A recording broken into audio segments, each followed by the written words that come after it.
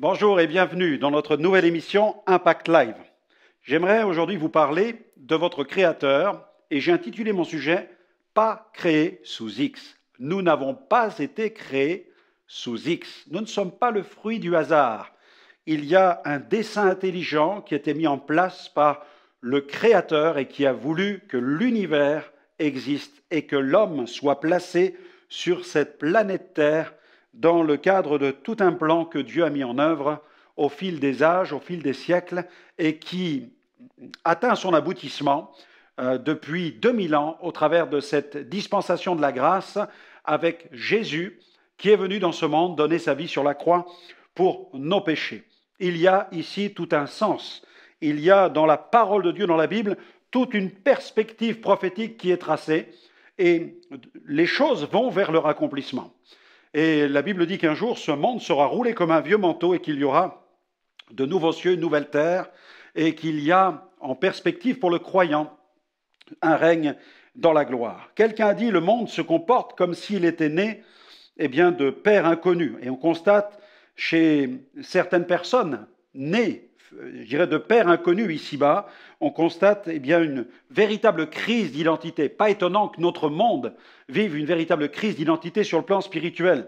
La personne qui est née de pères inconnus souvent souffre d'un mal de vivre, elle fait face à certaines difficultés sur le plan de la réalisation, elle a du mal à se réaliser, elle est instable sur le plan émotionnel. Certaines personnes sont instables sur le plan émotionnel. Il y a dans son cœur comme un sentiment, comme un goût d'inachevé, comme si il manquait cette pièce au puzzle, il manque ce père qu'elle se cherche, qu'elle s'imagine, qu'elle essaie de trouver. Et souvent, la personne vit dans ce désir insatiable de le retrouver, un jour de le revoir. Elle l'imagine.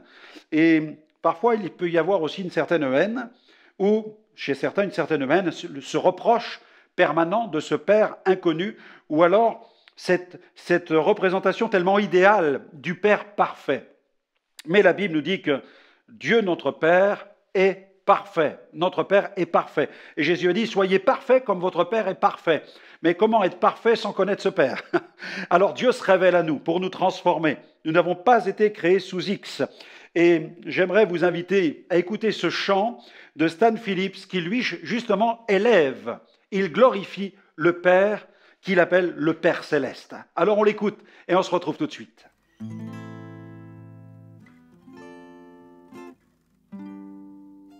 Esawa me.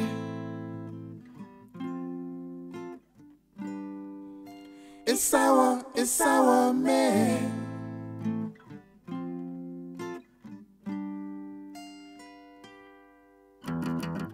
Je disais parler en ton nom, mais j'ai mis un masque dans mon sein. Mais on sait que je n'étais que mensonge. J'étais trop éloigné de ta main, Seigneur.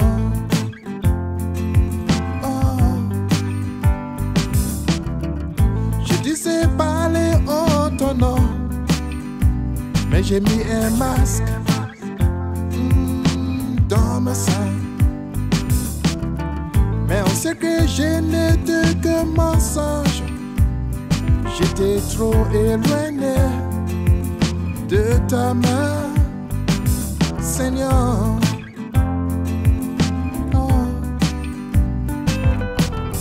Je ne suis pas un homme sage.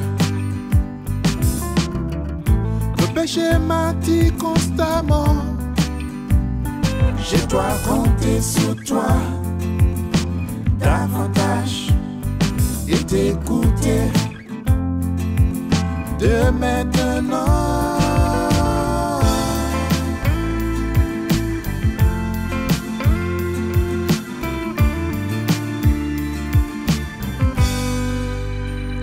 Je veux vivre dans ta lumière et mener ma vie dans la vérité.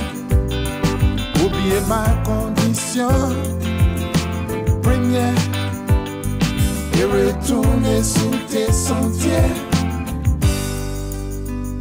Je veux vivre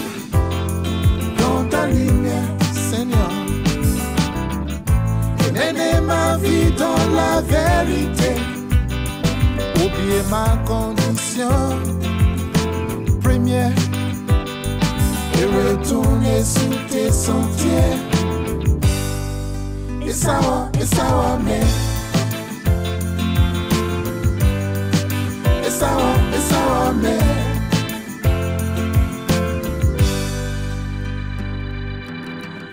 Maluma sama younger wa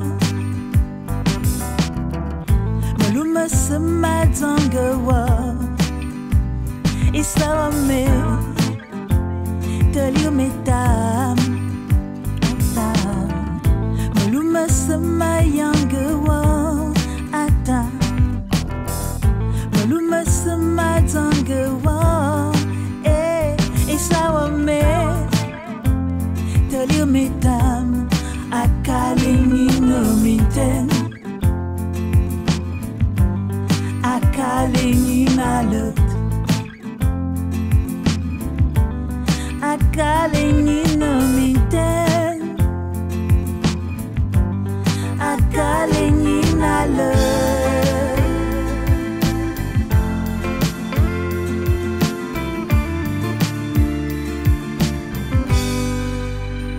Maina Otabayama Akalingi enga dambo minten Yawa mama yawulu Fabaven Esawa me Yawa esawa me Otabayama Tabayama Akalingi enga dambo minten Yawa mama yawulu Fabaven Esawa me De l'humétam Ata Je veux vivre dans ta lumière Et mener ma vie dans la vérité Oublier ma condition première Et retourner sur tes sentiers Et ça va, mais Et ça va, mais Et ça va, mais Et ça va, mais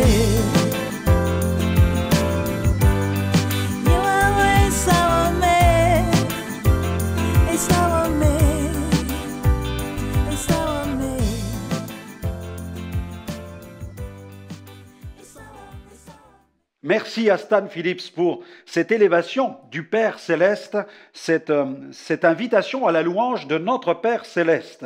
Il existe un Père. Dans Jérémie 31, verset 9, Dieu se présente comme un Père à l'égard du peuple d'Israël. Le texte nous dit « Ils viennent en pleurant, et je les conduis au milieu de leurs supplications. Je les mène vers des torrents d'eau. » Gloire à Dieu. Ceux qui viennent en pleurant, ceux qui sont abattus, Dieu veut les mener vers des torrents d'eau par un chemin uni où ils ne chancellent pas, car je suis un père pour Israël. Je suis un père.